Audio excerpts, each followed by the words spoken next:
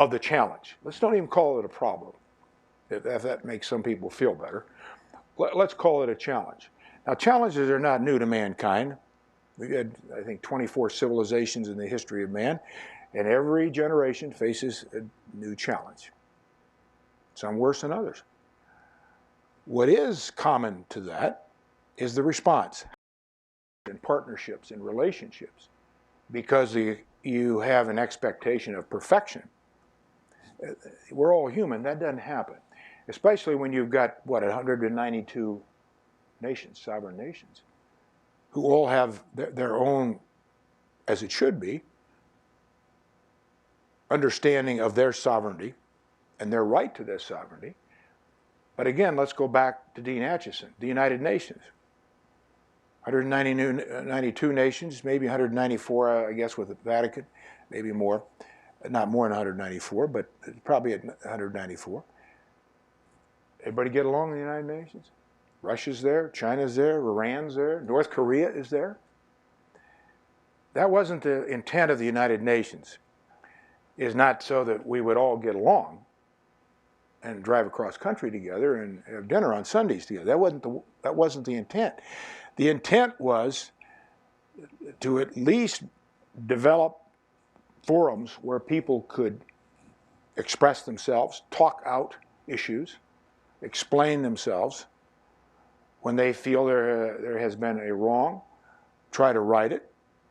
It gives people forums, the small country, the big country.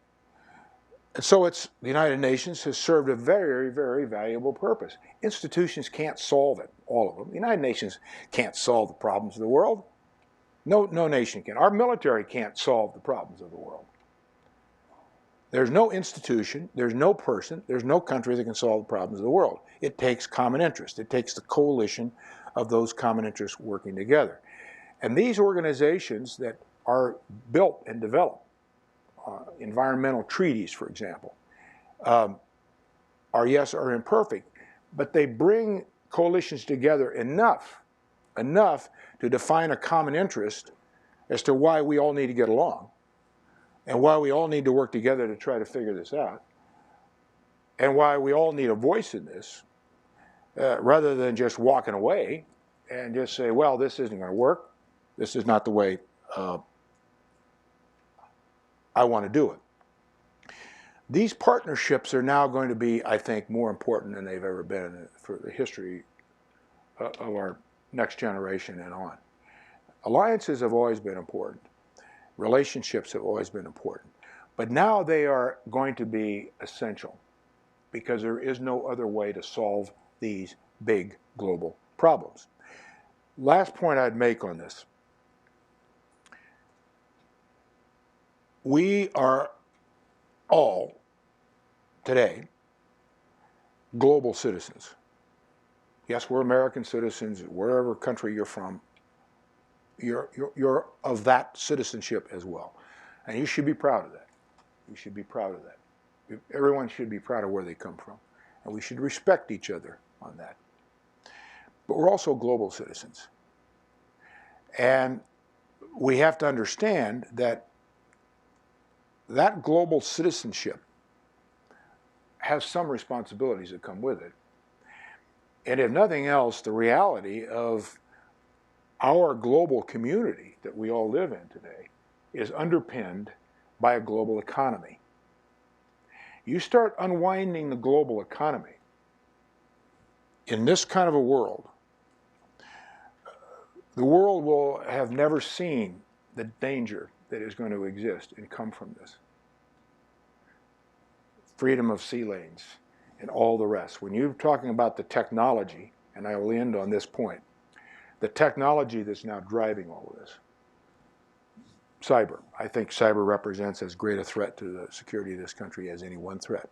Nuclear threat, yes. Certainly terrorism, yes. Biochemical weapons, yes. But cyber is a whole different kind of threat. A deadly, insidious, quiet, devastating threat that you don't see coming. You don't know where it's coming from. You're never quite sure where it actually did come from, who was behind it, what the motive was, and you never see a ship moved a division of Marines moved, one plane in the air. That's deadly. So technology is driving now everything. And we've got to be smart enough as we put all of this together to use technology to the benefit of mankind. And we've been able to do that pretty well since World War II. The tremendous advances in medicine and science, everything. So we have to get ourselves above the fray and move into some zone of cooperation and mutual appreciation and understanding of where I started and what Dean Acheson's book was about and how these great leaders put this world order together, common interest. That world order of post-World War II is now essentially moving on. World orders don't last. This one lasted a long time, longer than most in history. It's moving on because we have new challenges. We have new realities, new dynamics, new technologies. Well, of course we need new responses and new programs and new ways to handle things. And as I look at this audience, most of you are young, pretty young. So your charge is going to be to deal with that. And I will end this with this. Yes, the complications of the world today are as challenging and big as we've ever seen. But so are the resources to deal with them. No generation has ever had the kind of resources your generation has to deal with these kinds of problems. And that's something we can't lose sight of. Let's be smart in how we use those resources and how creative we can be and how we can bring this together with one focus. Well, thank you very much. I'll look forward to the film and the panel and your questions, comments, insults, whatever you want to talk about. Thank you. Thanks, George.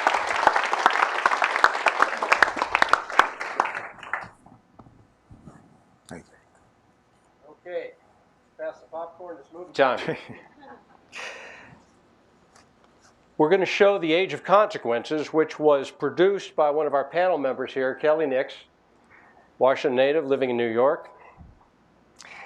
And you're going to see a lot of the points that Secretary Hagel just made highlighted in living color. We're going to see about 19 minutes and 55 seconds of a longer film. Trust me here, once you see this 19 minutes, 55, you're going to want to see the rest of the hour program, which is just superb. It illustrates the core principles, international in scope, of the provocative question that it poses at the beginning: what are the consequences of climate change with regard to national security, which is the topic we're here to discuss today. So are we ready to roll the film? Hit it.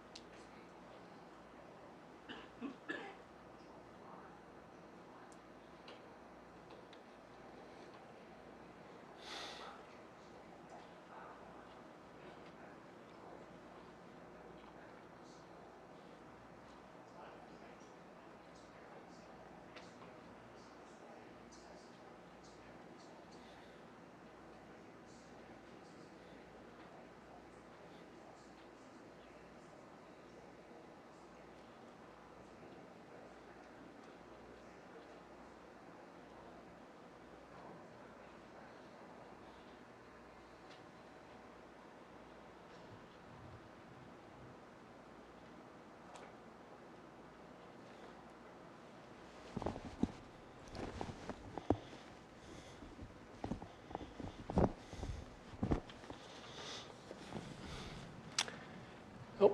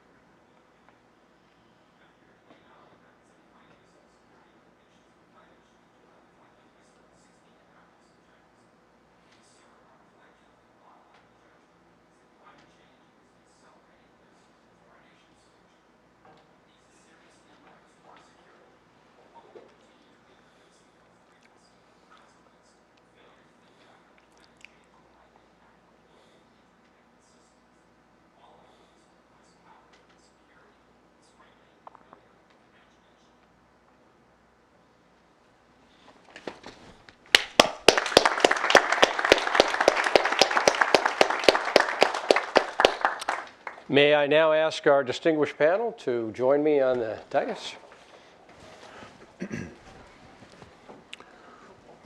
Good, nice job. Yeah, good job. Okay, so Mary. All right, so that would be me. Allow me to first introduce my good friend, Sherry Goodman. Sherry is an executive lawyer, former defense official, and Senate Armed Service Committee staff professional.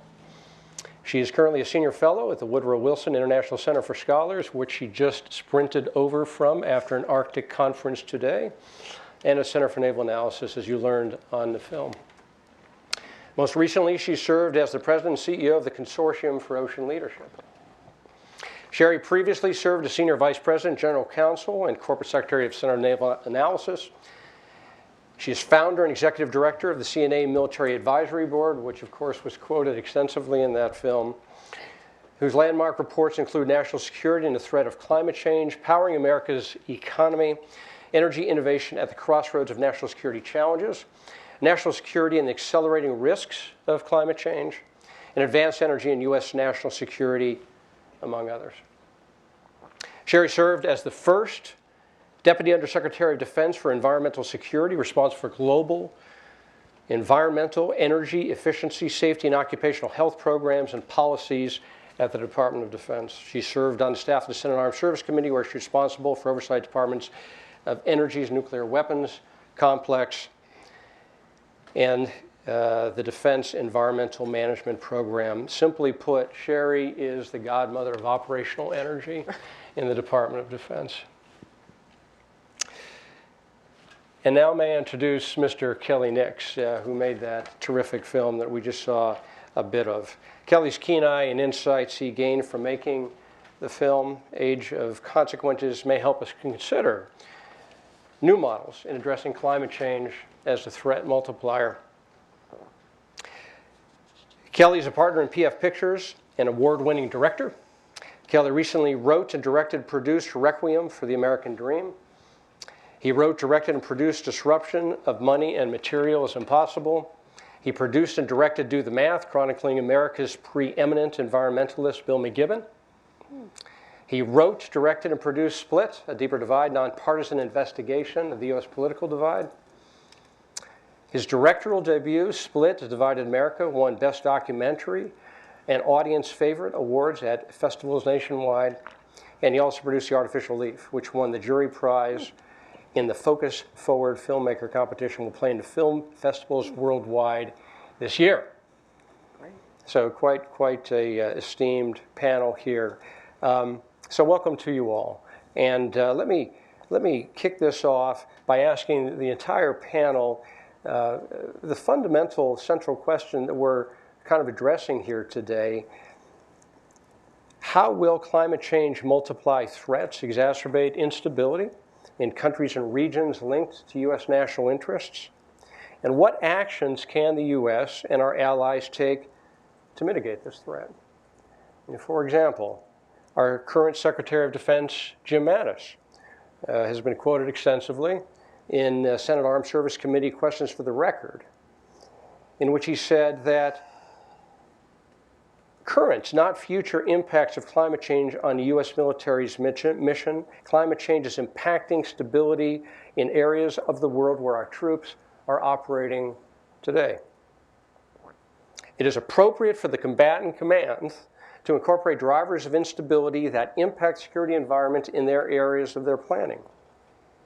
Climate change can be a driver of instability, and the Department of Defense must pay attention to potential adverse impacts generated by this phenomena.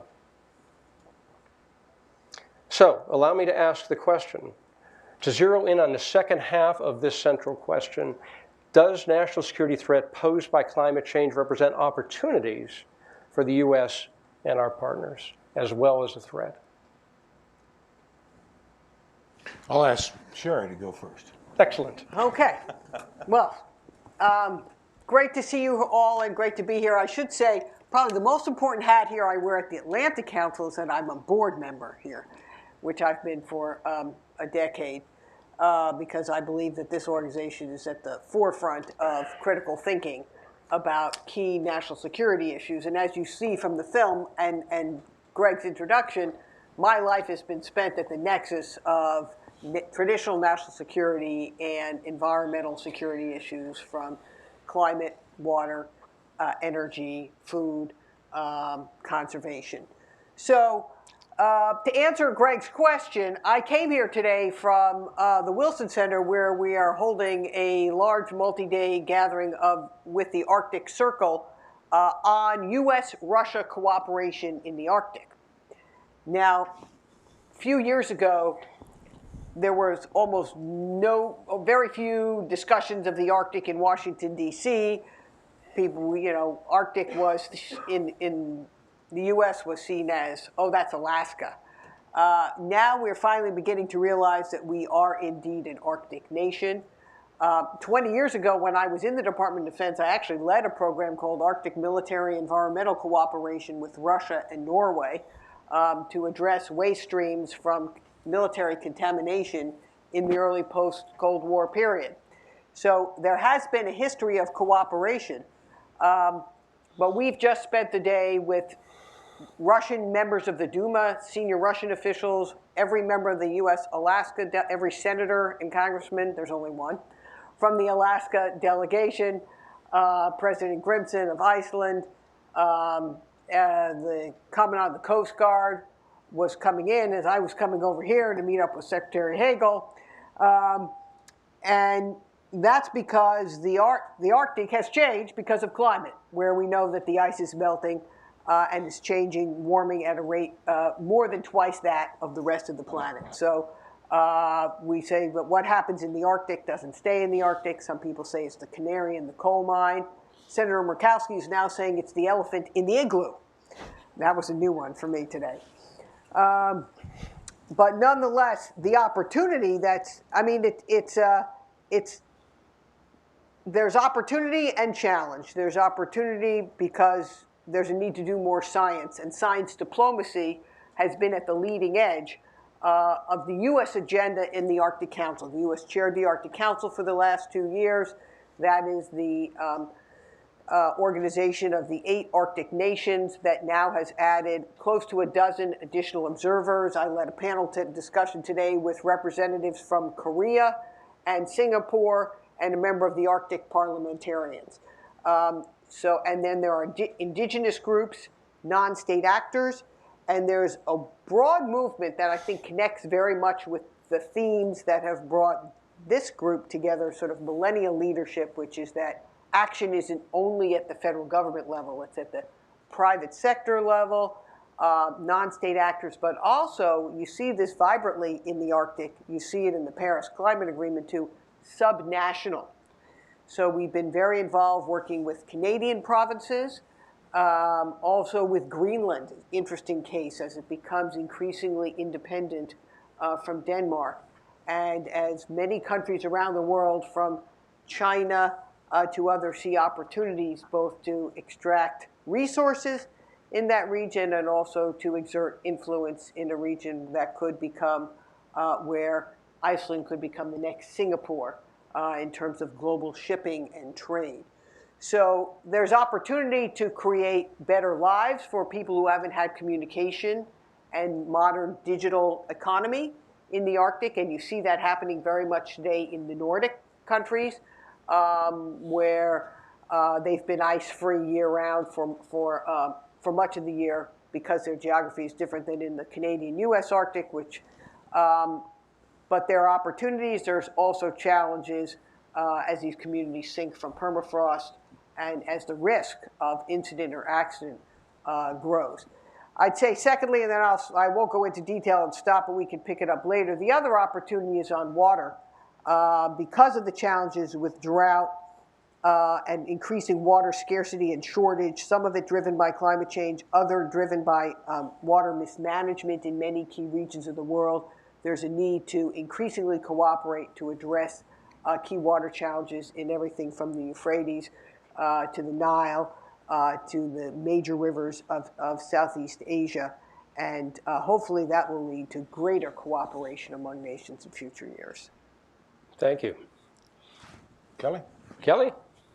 Actually, I wanted to, well, thank you first and foremost to the Atlanta Council for hosting this discussion. Obviously, this is something which we're, and I speak for my producer partner, Jared, that we're deeply invested in, because obviously no one's buying summer homes off of documentary films that tackle aspects of climate.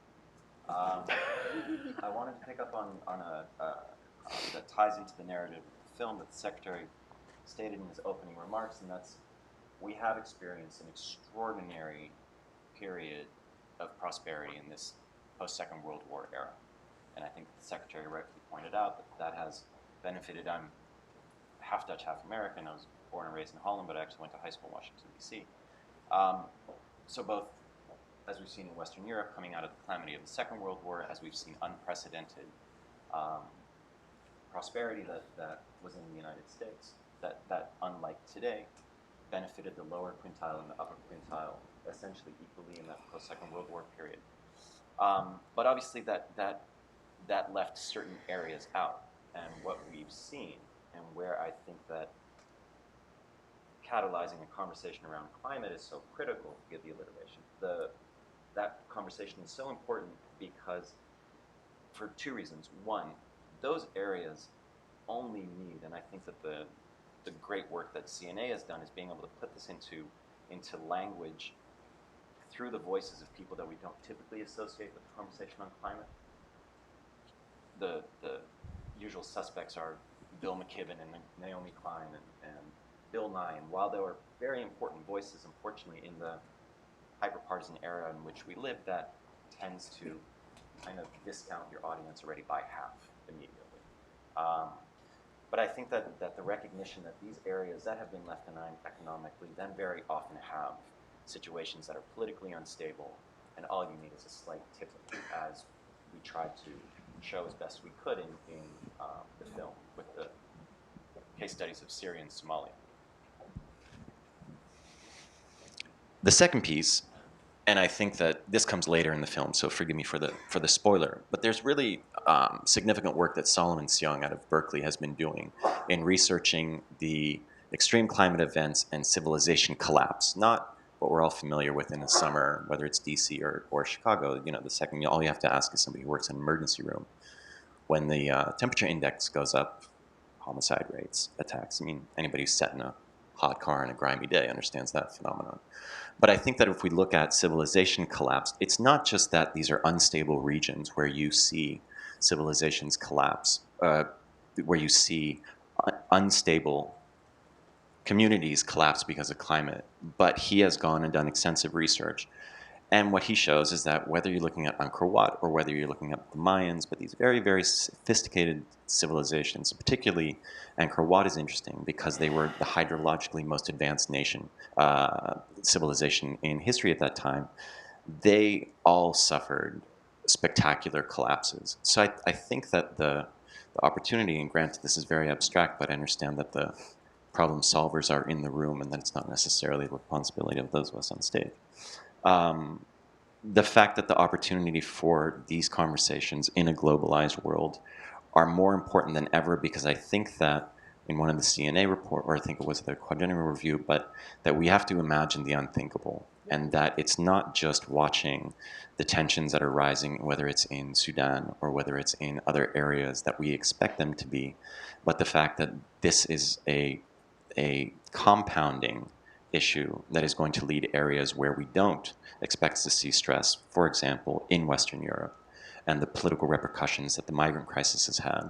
I think that's where it is that we have to broaden our imaginations to be able to invite a conversation that is as broad as the scope of the problem itself. So I know that that's not particularly prescriptive, but it's kind of a horizon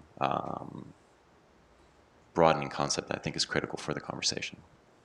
Thank you.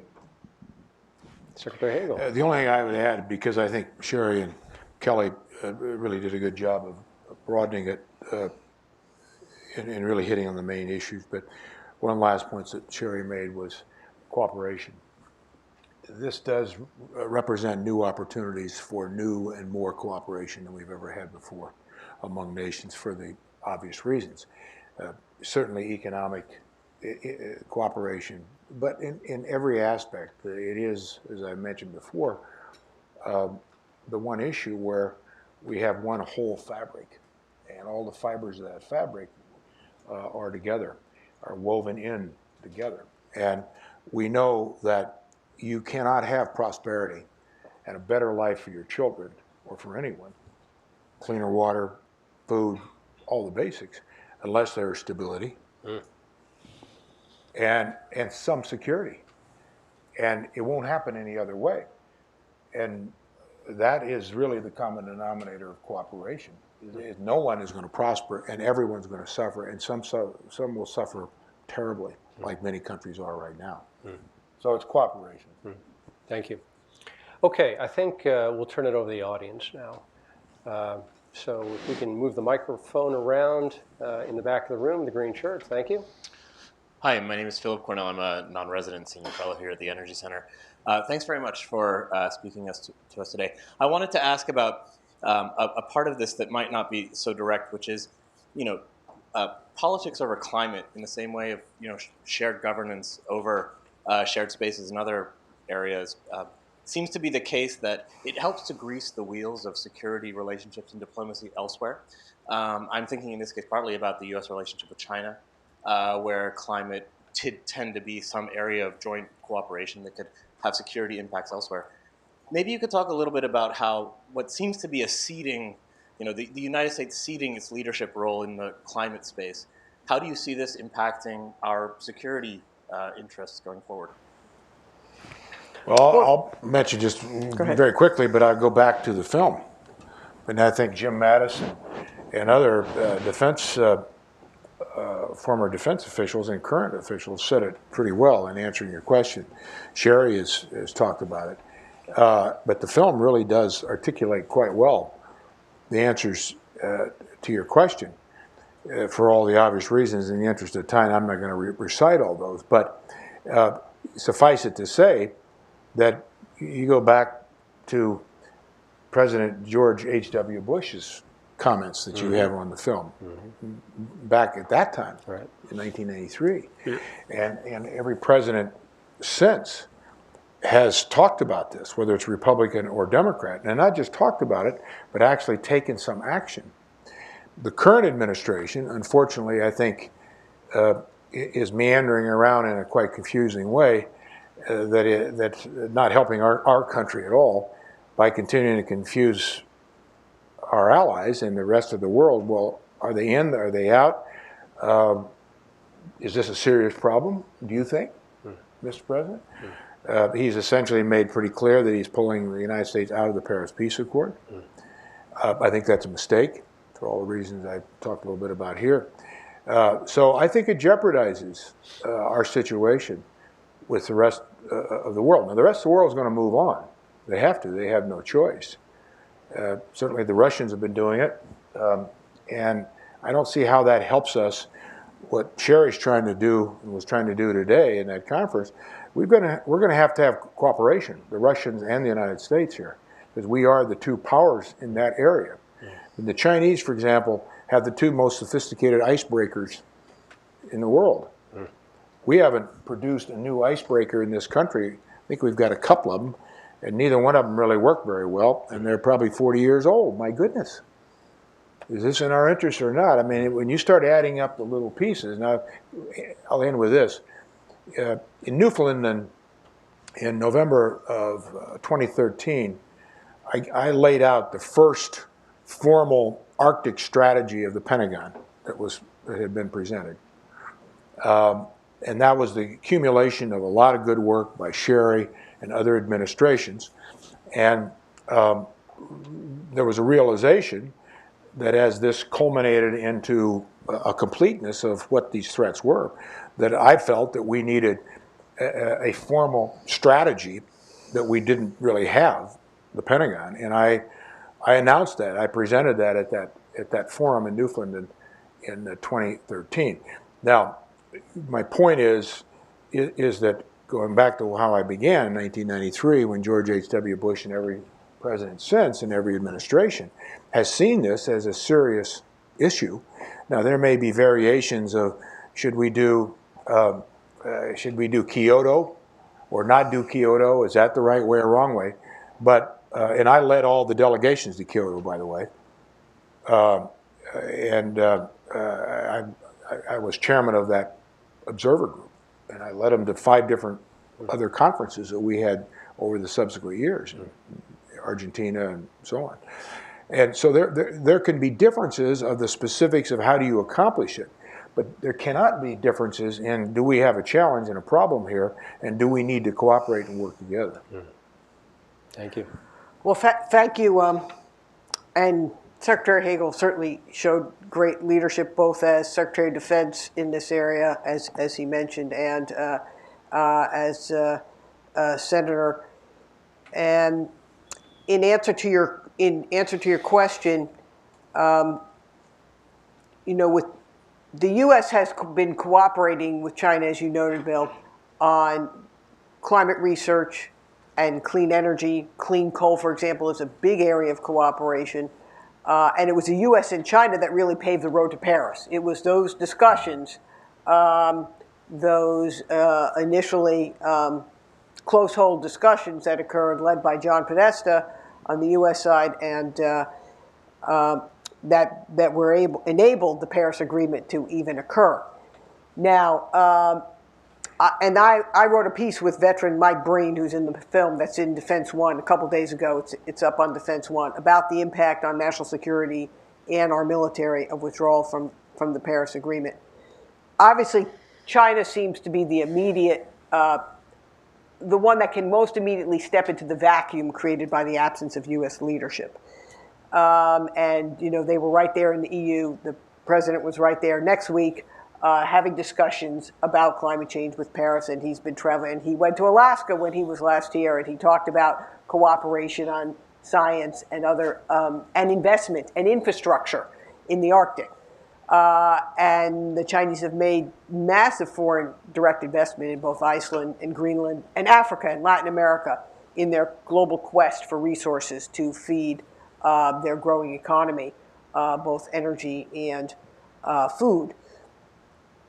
Now, the one thing that China doesn't bring to the table is the vision of the rules-based order that Secretary Hagel discussed, because that's, they are not a democracy, and that's not the vision that they are leaving the world. So they can't completely fill the vacuum created by the absence of U.S. leadership, but their economic interests, compared with those of Russia in the Arctic, other nations around, and elsewhere around the world, and other aggressors, will continue, I think, to cost American leadership. That said, there's still some ongoing cooperation. I don't think that the clean coal cooperation between China and the U.S., led by the Department of Energy, has completely gone away. I know for a fact that there's lots of cooperation on oceanographic research. I used to be on the board of the Woods Hole Oceanographic Institution, and those ocean science research institutions continue to do a lot of this work funded in the U.S. by National Science Foundation, NOAA, and their own private sector research. And also what we see, for example, I was in Australia earlier this year with this film, and they are looking to the example of U.S. leadership on national security and climate change as a way to advance their own strategy and thinking and positioning themselves within the Asia Pacific. That said, with the absence or the current decrease in U.S. presence in the region, they're more susceptible to Chinese and other influence. So I think it is a risk, and it's one that hopefully we won't have to suffer through for too long. Thank you. Kelly, anything to add to that? Yeah, the only thing that I would add is I think that these are more concrete examples of hard power. But one of the things that I think is rarely discussed is that the American military has extensive humanitarian missions around the world. I mean, there is nothing that you can deploy quite as quickly as the American military, as evidenced by Super Typhoon Haiyan. Now, obviously, that's not exclusively out of common interest. There's self-interest, but a longer time horizon self-interest, that humanitarian crises quickly devolve into political crises, and then you have to go clean up a far bigger mess than probably providing humanitarian aid. And so I think that these types of conversations and the thinking about this has to not be exclusively about the type of hard power that we typically talk about, but the fact that there's an incredible amount of positive and genuine goodwill that is fostered by aspects of the military that we're less familiar with, and that as we see a hotting and drying world, that you're going to get more and more extreme climate events, and we only have so many resources, and you have to then start making really difficult decisions about where it is that you can deploy, where it is that you can't, what your mission is going to be. And I think that we're dealing with, as we obviously saw in the healthcare debate, that we're really uncomfortable with having conversations around finite resources when we want to have infinite possibilities. And I think that's what makes this dialogue so difficult and so contentious. So we have about 4 minutes left. One question up front here.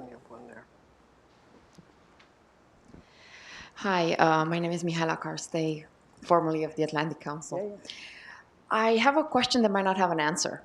It seems to me, just like Secretary Hagel said, alliances are the key to solving the global problems, and usually alliances come together around common values, a vision, a grand vision of the kind of world we want to live in. It seems to me that all the responses we're discussing are short-term, they're immediate, they're defensive responses.